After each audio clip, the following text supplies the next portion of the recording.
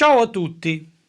Prima di suonare questo studio basato su un brano molto famoso di Duke Ellington, cioè Setting Doll, credo sia utile dare qualche spiegazione. Chi si avvicina all'improvvisazione jazzistica può trovare difficile creare linee melodiche interessanti basandosi solo sulle tradizionali scale maggiori e minori e sui comuni arpeggi nelle varie tonalità. Ovviamente ascoltare e trascrivere gli assoli dei grandi musicisti jazz aiuta tantissimo, ma per migliorare c'è anche un altro tipo di esercizio che secondo me è molto utile.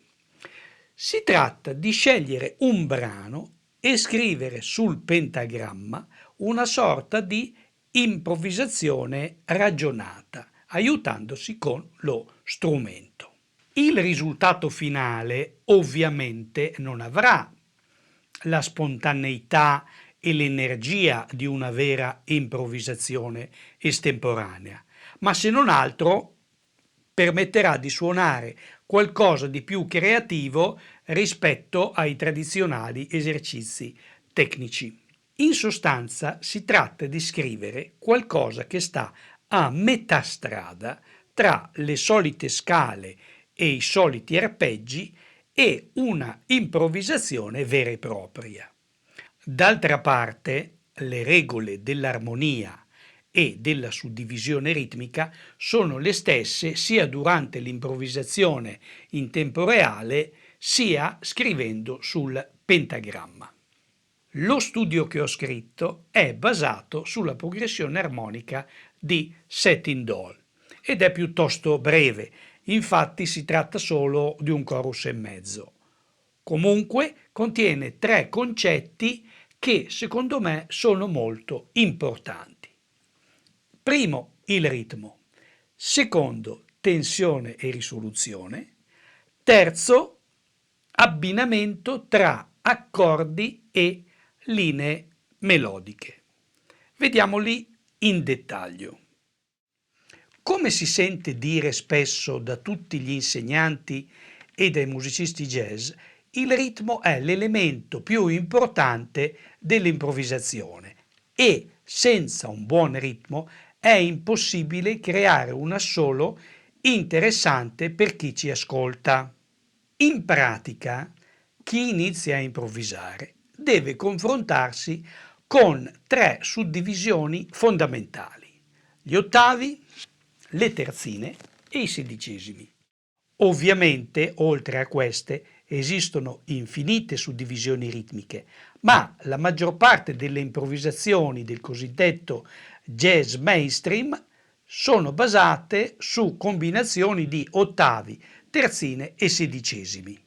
Lo studio che ho scritto è composto da semplici arpeggi, frammenti di scale e avvicinamenti cromatici eseguiti appunto con gli ottavi, le terzine e i sedicesimi.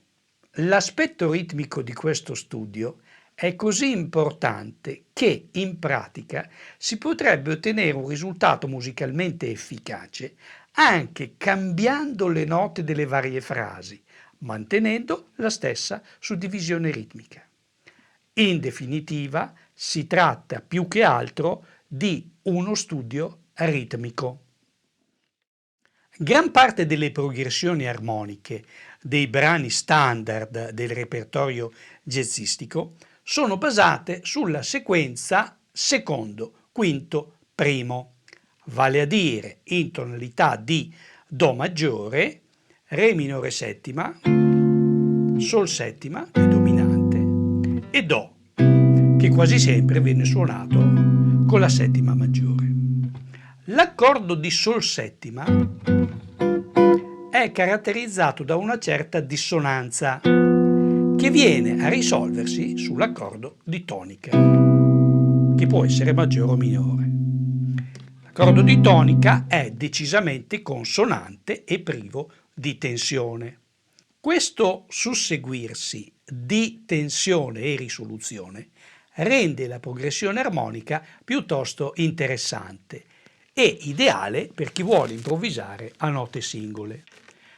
Va però detto che in molti testi didattici viene spiegato, per iniziare a improvvisare, come individuare i famigerati centri tonali, per poi suonare con una stessa scala sui vari accordi della progressione.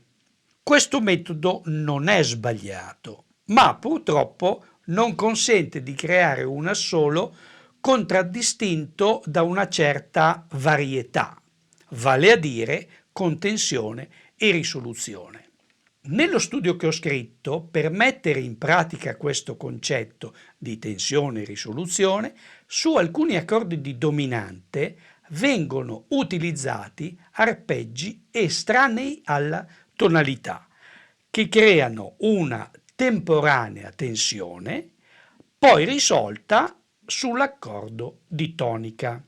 Faccio qualche esempio pratico. In tonalità di Do maggiore, Re minore settima, Sol settima bemolle nona, Do sesta nona. Posso sull'accordo di Sol settima, sull'accordo di dominante, suonare un arpeggio di La bemolle maggiore per poi risolvere a Do sesta nona. La bemolle maggiore, questo è l'arpeggio, e con un piccolo avvicinamento cromatico arrivo alla quinta dell'accordo di Do. A tempo, 1, 2, 3, 4.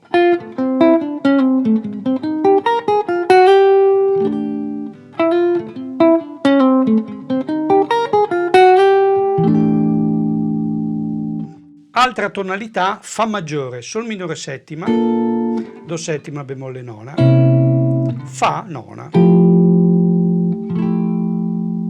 Sul Sol minore nona un semplice arpeggio, avvicinamento cromatico, e su Do settima un arpeggio di Sol bemolle maggiore, quindi un semitono sopra l'accordo di tonica, un semitono sopra il Fa maggiore. A tempo,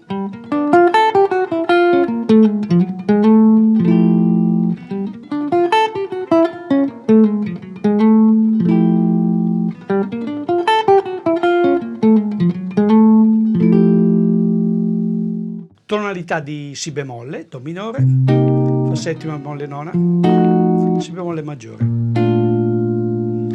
Sull'accordo di Fa settima posso suonare un arpeggio di Si maggiore, cioè un semitono sopra l'accordo di tonica. A tempo,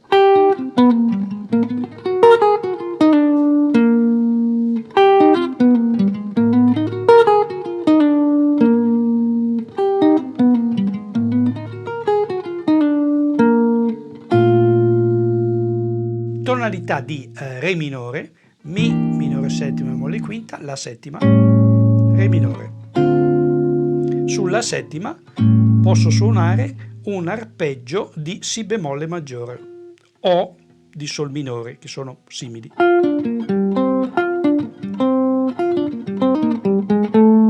A tempo, 1, 2, 3, 4.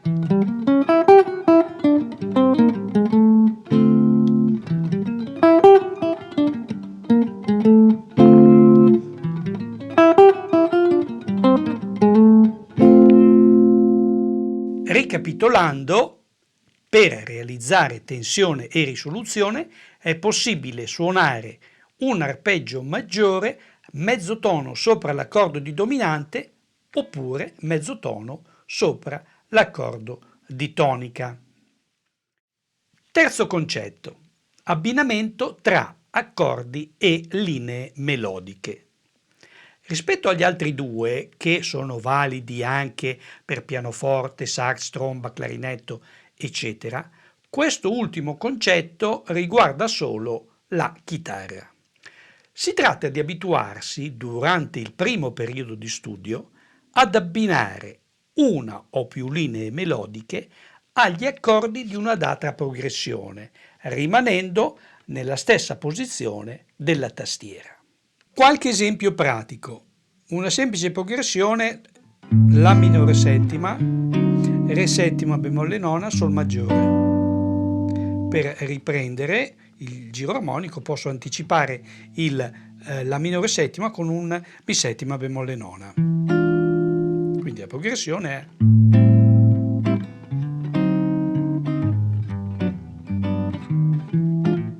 e così via. Posso suonare le linee melodiche nella stessa posizione degli accordi. 1, 2, 3, 4.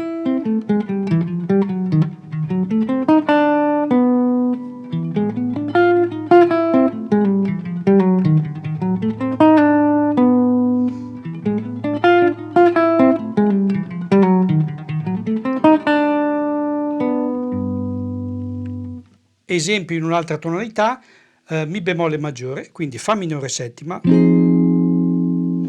Mi bemolle 7 diesis quinta diesis nona, che mi suggerisce questa frase, e Mi bemolle maggiore. Posso anticipare, posso precedere il Fa minore settima con un Do settima, con un dominante, e usare questo piccolo avvicinamento cromatico seguito da una frase nella stessa posizione dell'accordo. A tempo, 1, 2, 3, 4.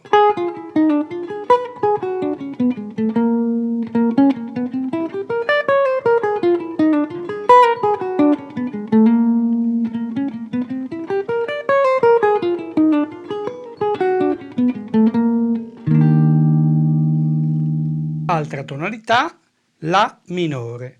Progressione è Si minore settima bemolle quinta, Mi settima, o come similitudine Si bemolle settima bemolle quinta, La minore settima.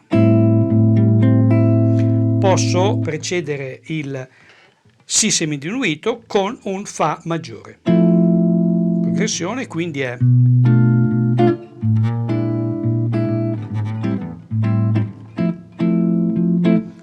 linee melodiche nelle stesse posizioni degli accordi. 1, 2, 3, 4.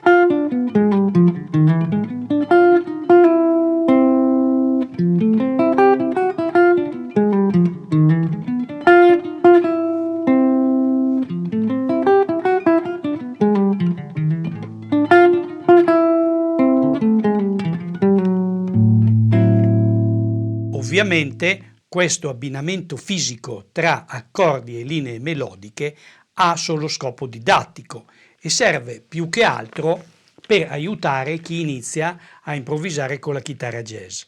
Acquisita una certa esperienza, risulterà naturale suonare in tutte le posizioni della tastiera liberamente, senza preoccuparsi tanto delle diteggiature degli accordi, che però secondo me aiutano molto. Finalmente ho concluso. Chiedo scusa per questa lunga introduzione e passo subito allo studio vero e proprio suonato sulla base. La trascrizione con pentagramma, tablatura e diteggiatura è scaricabile gratuitamente dal mio sito. Il link è nella descrizione sotto a questo video. Se volete essere avvisati della pubblicazione di altri video, iscrivetevi al canale. Grazie mille e alla prossima!